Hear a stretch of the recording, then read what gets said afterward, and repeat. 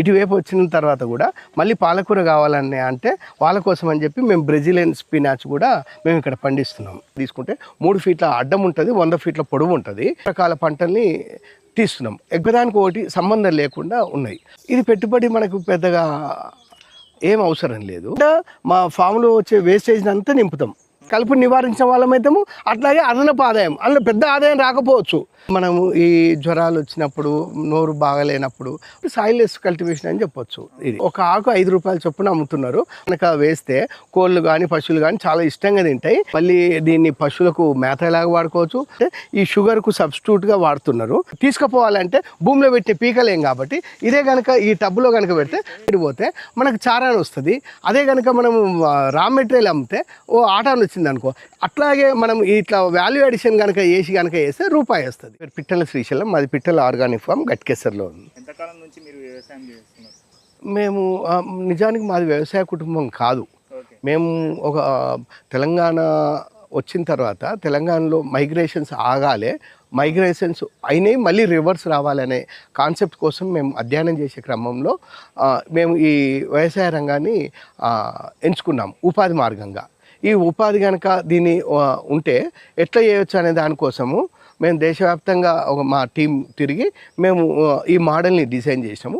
ఒకే bed మీద 5 రకాల పంటల్ని పండిస్తే రోజుకు ఆదాయం వచ్చే మార్గాన్ని మేము ఇది చేసాము.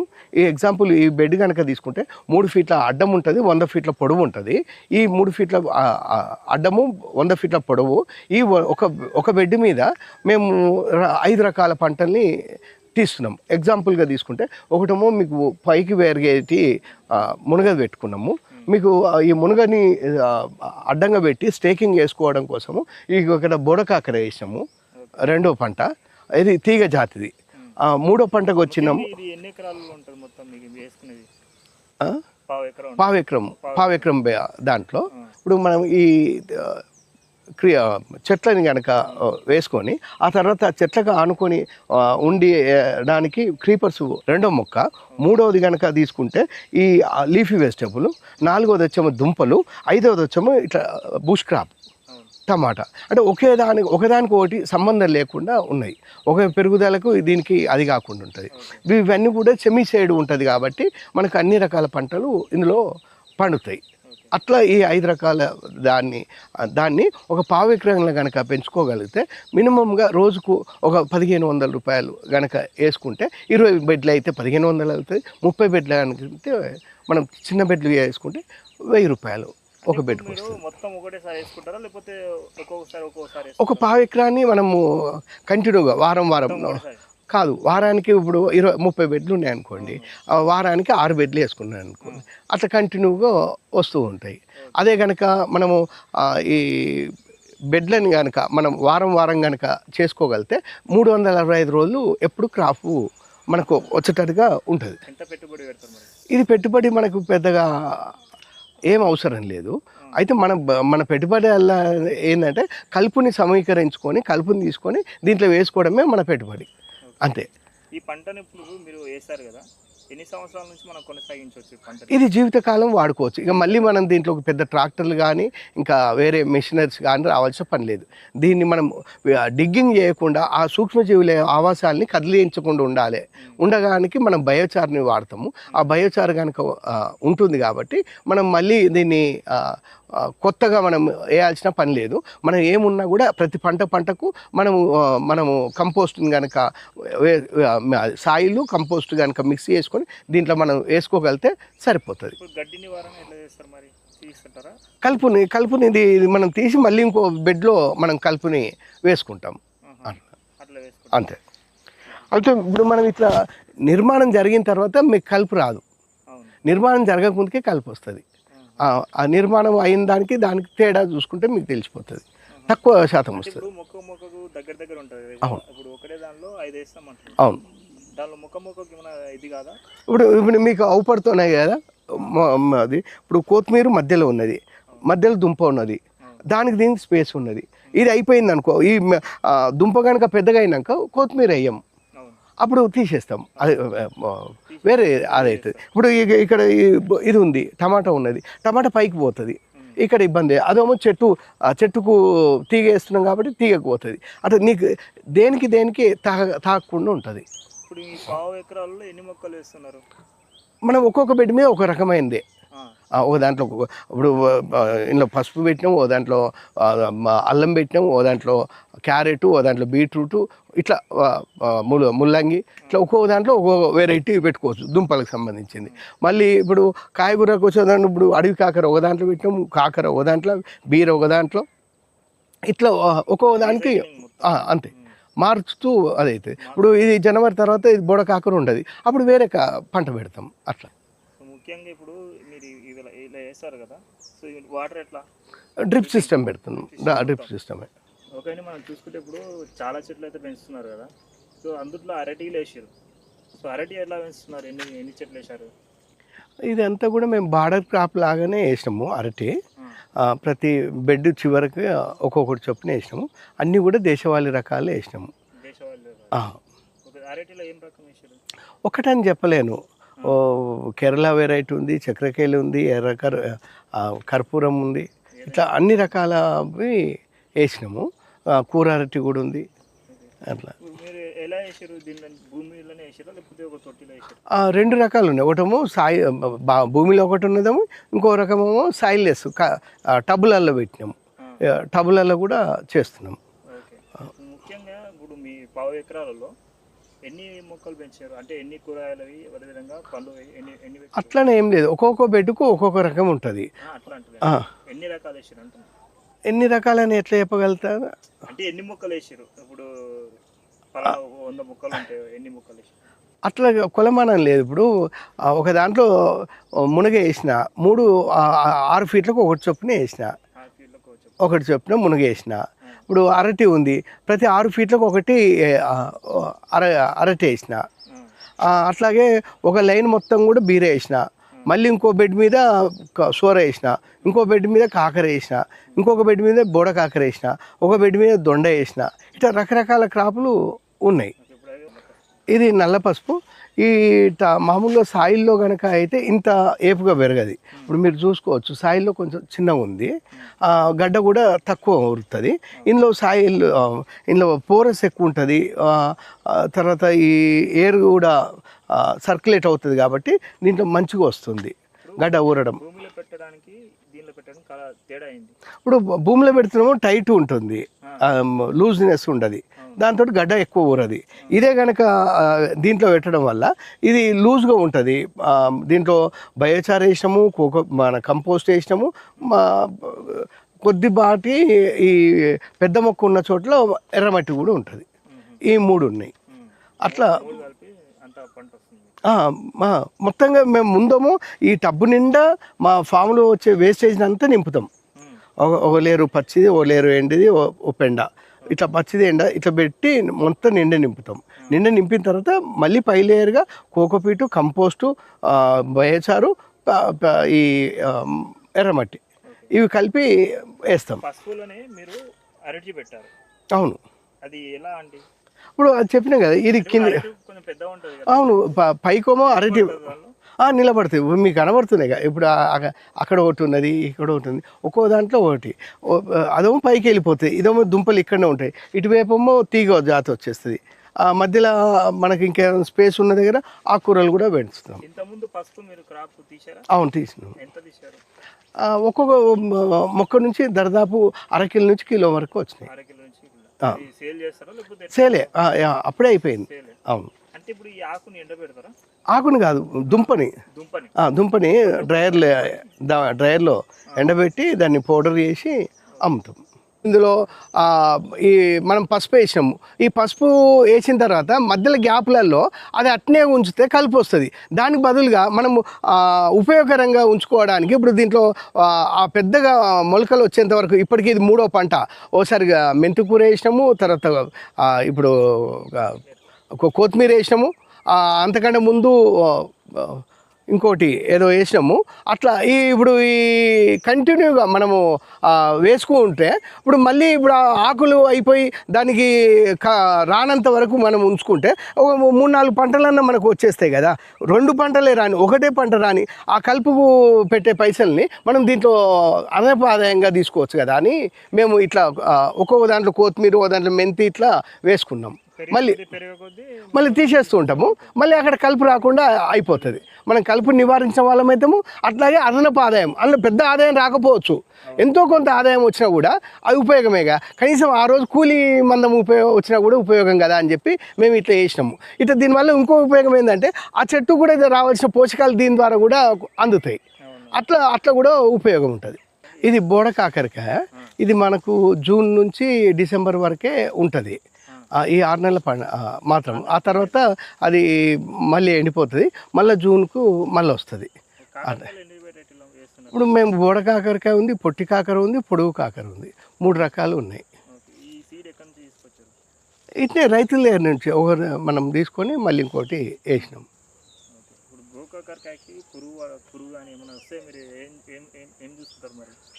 మేము ఇప్పటి వరకు అయితే మాకు అట్లా ఏమి ఇబ్బందులు ఏం రాలేవు.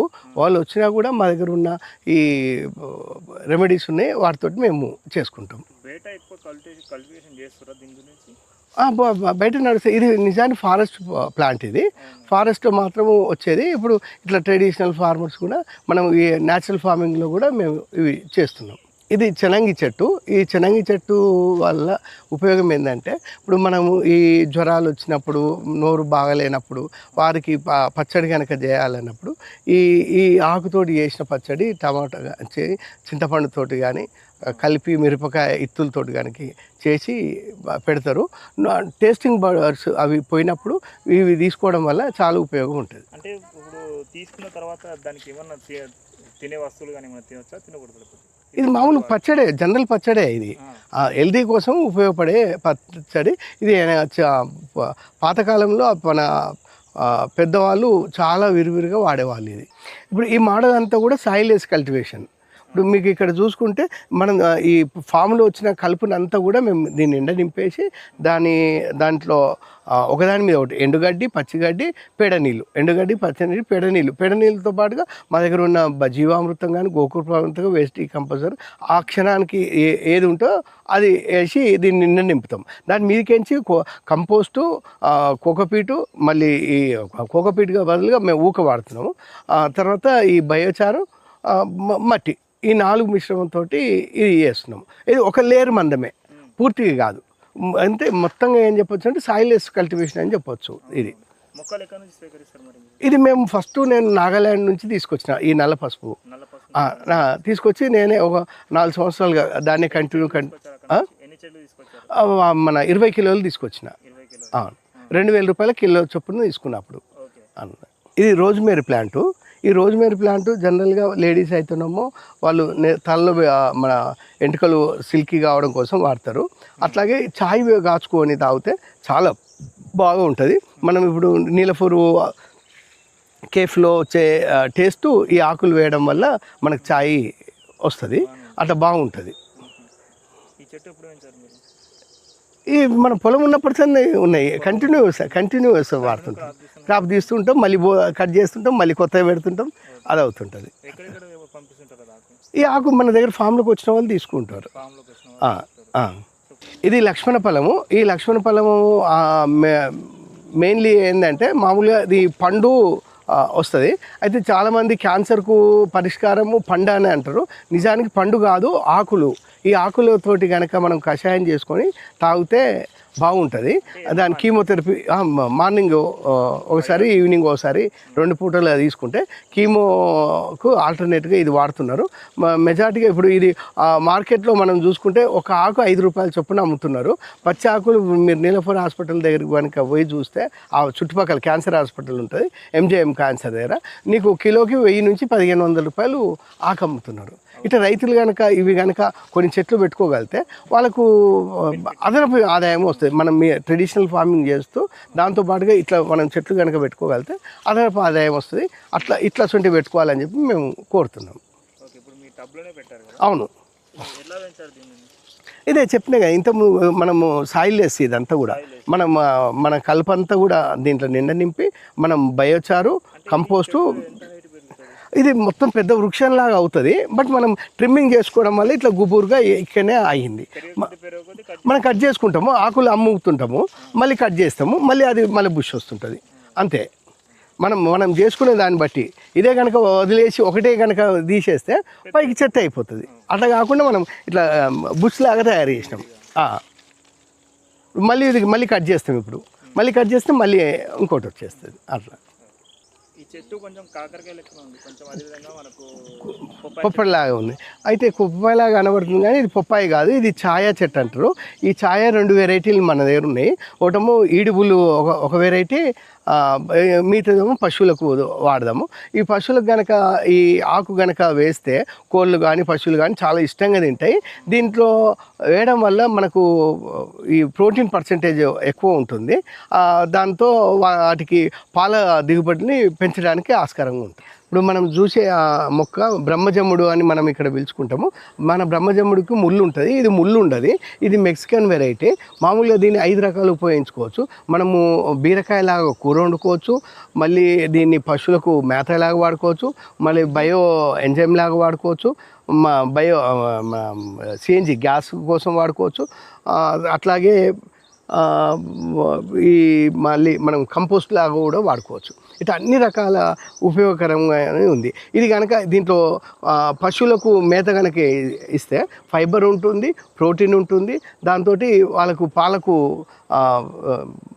మంచి దిగుబడి ఇవ్వడానికి కూడా ఆస్కారం ఉంటుంది. ఇది స్టీవియా ప్లాంట్స్. ఈ స్టీవియా ప్లాంట్స్ మేజర్గా ఏంటంటే ఈ షుగర్కు సబ్స్టిట్యూట్గా వాడుతున్నారు. మామూలుగా ఛాయ్ కాసుకున్నప్పుడు వాళ్ళు చక్కెర వాడొద్దు అని అనుకున్న వాళ్ళు ఎవరైతే ఉంటారో షుగర్ పేషెంట్లు, ఈ చక్కెరకు సబ్స్టిట్యూట్గా ఈ స్టీవియా ఆకుల్ని మనం ఆ ఛాయ్లో మరగబెట్టుకుంటున్నప్పుడు వేసుకుంటే ఈ షుగర్ దాంట్లోకి ఇండక్ట్ అవుతాయి. అట్లాగే ఏమన్నా ఈ స్వీట్స్ వేసుకున్నప్పుడు ఈ షుగర్లెస్ స్వీట్స్ అన్నప్పుడు షుగర్ కంటెంట్ ఉండేట్టుగా ఈ దీన్ని వాడతారు అన్నట్టు. ఇట్లా ఇది మనం కనీసం 4 మీద వేసుకోగానే నీకు ఎంత ఘాటుది అంతకుముందు తిన్నా కూడా ఆ ఘాటు అంతా కూడా ఈ స్వీట్ అయిపోతుంది. అంత బాగుంటుంది. అట్లా మనము ప్రతి నెల ఇది కట్ చేస్తూ ఉంటాము, మళ్ళీ వస్తూ ఉంటుంది. మళ్ళీ మనం డ్రై చేసి పంపిస్తుంటారా లేకపోతే మనకు వచ్చిన వాళ్ళ దగ్గరికి అమ్ముతాము. మనం మనం బయటకు పోయి అమ్మేంత లేదు, మనకు అంత ప్రోడక్ట్ లేదు. మనకి వచ్చే వాళ్ళకే సరిపోతుంది. ఇది కట్ చేసేసి మళ్ళీ మనము లెక్క డ్రై చేసి సోలార్ డ్రైయర్లో పెట్టి డ్రై చేస్తాము. ఇప్పుడు ఇక్కడ మీరు చూస్తున్నది బ్రెజిలియన్ స్పినాచ్, అమెరికన్ పాలకూర అంటారు మా వాళ్ళు. ఇది అమెరికాలో వాళ్ళు రిటర్న్ అయిన వాళ్ళు పాలకూర మనకు అక్కడ ఈ పాలకూరని తిన్నారు కాబట్టి ఇటువైపు వచ్చిన తర్వాత కూడా మళ్ళీ పాలకూర కావాలని అంటే వాళ్ళ కోసం అని చెప్పి మేము బ్రెజిలియన్ స్పినాచ్ కూడా మేము ఇక్కడ పండిస్తున్నాం. రెగ్యులర్గా వచ్చి తీసుకెళ్తుంటారు. అమెరికా మామూలుగా బయట దేశాలు పోయిన వాళ్ళు ఏ పాలకూర కావాలనుకున్న వాళ్ళు వచ్చి తీసుకెళ్తుంటారు. మనం ఆ చెట్టు లాగానే ఉంటుంది, ఇట్నే ఉంటుంది పాలకూర లాగానే. అదే బ్రెజిల్ దేశాన్ని పాలకూర అని అంటారు. ఇది నల్లేరు. ఈ నల్లేరు ప్రధానంగా ఈ మొఖాల నొప్పుల కోసము, కీళ్ళ వాతాలు ఉన్నవాళ్ళు పచ్చడి చేసుకొని తింటారు. ఇది తీసుకోవడం వల్ల కాల్షియం డెఫిసిట్ ఉన్న వాళ్ళకు బాగా పనిచేస్తుంది అని చెప్పి వెనకటి నుంచి మనం వాడుతున్నారు. ఇట్లా ఈ కణుపులు కనుక తీసుకొని కనుక మనం పచ్చడి చేసుకొని తింటే చాలా ఈ కాల్షియం డెఫిషియన్సీ ఉన్న వాళ్ళకు ఉపయోగకరంగా ఉంటుంది. ఇది శంకు పూలు మామూలుగా డీటాక్సిఫికేషన్ కోసం వాడుతుంటారు. మామూలుగా ఈ బ్లూ టీ అని చెప్పి బాగా పాపులర్ అయిన ఛాయ్. ఈ ఛాయ్ కనుక పెట్టుకొని మనం తాగితే కొంత ఫ్రెష్నెస్ ఉంటుంది. తర్వాత దీన్ని మెడిసినల్ ప్రాపర్టీస్ కూడా బాగున్నాయని ఈ మధ్య చాలామంది ఈ బ్లూ టీని వాడుతున్నారు. అట్లా బాగా పాపులర్ ఉంది కాబట్టి మనం కూడా ఒక బెడ్ ఎందుకు పెట్టొద్దు అని చెప్పి మనం పెట్టి మనం వీటిని పూలు రోజు తీసి మనం అమ్ముతున్నాం. ఇది చామదుంప. ఇంతకుముందుకు మీరు చూసిన వేరే చామదుంపలన్నీ కూడా గడ్డల కోసం వాడతారు. అయితే అది ఆకు కనుక వాడితే గొంతులో కొంచెం ఈ గులగుల పెట్టినట్టుగా అవుతుంది. ఇదే కనుక ఇది ఫారెస్ట్ చామదుంప. దీంట్లో ఇది అట్లాంటి దురద కానీ ఏమీ ఉండదు. ఇది మంచి టేస్ట్ కూడా బాగుంటుంది. ఇట్లా బజ్జీలాగా చేసుకొని మామూలు పొట్లాలు అంటారు, వీటిని పొట్లాలాగా చేసుకొని తింటారు. చాలా బాగా అనిపిస్తుంది. తొట్టెలలో పెట్టారు అవును. సాయిల్ వేస్తేనే అవును, ఇదంతా కూడా సాయిల్ వేసే. ఓకే ఆ. భూమిలో పెరుగుతుంది భూమిలో పెరుగుతుంది, ఎక్కడైనా పెంచుకోవచ్చు, కానీ భూమిలో పెరిగిన దానికంటే దీంట్లో పెంచితే ఎక్కువ వస్తుంది కాబట్టి మనం దీన్ని పెడుతున్నాం. ఏది ఖర్చు అయినా కూడా మనం వీటిని చేంజ్ చేస్తున్నాం. అందుకే మనం కొన్ని ఇప్పుడు మీకు అక్కడ చూపించిన కదా, అవి భూమి మీదనే పెట్టినాం. అవి భూమి మీదనే 2 ఫీట్ల హైట్ వేసి దాంట్లో పెట్టినాం. అక్కడ కూడా సేమ్ ఇదే ఇన్లేర్ ఎంత అయితే వస్తుందో అందులో అంతే వస్తుంది. ఇక్కడ మేము వీటిలలో ఎందుకు పెట్టామంటే ఇవన్నీ కూడా మాది లీజ్ ల్యాండ్. ఈ మళ్ళీ మొక్కలు మేము ఇంకో దగ్గర పోవాలన్నప్పుడు ఈ తీసుకుపోవాలంటే భూమిలో పెట్టే పీకలేం కాబట్టి ఇదే కనుక ఈ టబ్బులో కనుక పెడితే టబ్బుని మళ్ళీ తీసుకొని ఇంకో చోట పెట్టుకోవచ్చు అని చెప్పి ఇట్లా మనము ఏర్పాటు చేసుకున్నాం. చాలా మామిడిలో చూసినా మామిడిలో పెట్టారు రేర్ వెరైటీలు మామిడిని మేము పెట్టినాము. ఆ మామిడి పెట్టారు చాలా పేర్లు ఉన్నాయి, నేను ఇప్పుడు చెప్పలేకపోతా. అట్లా ఈ మన పనస, తర్వాత ఈ అరటి, తర్వాత ఈ మన సోర్సు మన ఇది లక్ష్మణ ఫలము, ఇట్లా చాలా రకాల పండ్ల మొక్కల్ని ఈ టబ్బులన్నీ పెట్టినాము అంటున్నా. భూమిలో పెట్టేటేమో ఒక మన మునగ, తర్వాత పొప్పాయి, తర్వాత అరటి, ఈ 3 రకాలు భూమిలో పెట్టాము. మిగతా అన్నీ కూడా ఈ మనం టబ్బులనే పెట్టినాము. ఇది మల్టీవిటమిన్ ప్లాంటు. మీరు చూడడానికి కరివేపాకులాగా ఉన్నది, కానీ ఈ మల్టీవిటమిన్ ప్లాంట్లో ఇది మనము ఒక డి విటమిన్ తప్ప అన్ని రకాల విటమిన్లు దీంట్లో ఉంటాయి. అయితే దీన్ని మనము ఈ ఆకుని తీసుకొని పచ్చడిలాగా చేసుకోవచ్చు, తర్వాత పొడులు వేసుకోవచ్చు, మళ్ళీ కషాయంలాగా తాగొచ్చు, తర్వాత జ్యూస్ లాగా కూడా తాగొచ్చు. ఇదంతా కూడా మనకు ఈ విటమిన్ డెఫిసిట్ ఉన్న వాళ్ళందరూ కూడా ఈ ఆకుల నుంచి వచ్చే పొడులు కానీ పచ్చళ్ళు కానీ చేసుకొని తింటే వాళ్ళకు ఉపయోగకరంగా ఉంటుంది.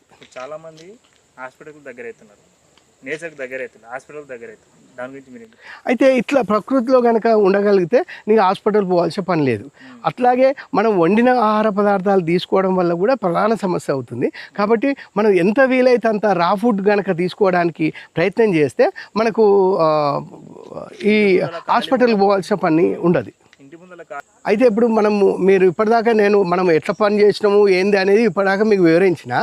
ఇప్పుడు మళ్ళీ ఇంకోటి ఏంటంటే వాటి నుంచి రా ప్రోడక్ట్స్ అమ్మకుండా దాన్ని వాల్యూ అడిషన్ చేసి కనుక అమ్ముకోగలిగితే రైతుకు అదనపు ఆదాయం వస్తుంది. అదే కనుక మనం మార్కెట్ మీద ఆధారపడి మనం మార్కెట్ పోతే మనకు చారాన్ని వస్తుంది. అదే కనుక మనం రా మెటీరియల్ అమ్మితే ఓ ఆటాన్ని వచ్చింది అనుకో. అట్లాగే మనం ఇట్లా వాల్యూ అడిషన్ కనుక చేస్తే రూపాయి వస్తుంది. అంటే ఆ పూర్తి రూపాయిని మనమే తీసుకోవాలనుకుంటే మనం పసుపుని మనం ఇట్లా పౌడర్ రూపాన చేసుకోవచ్చు.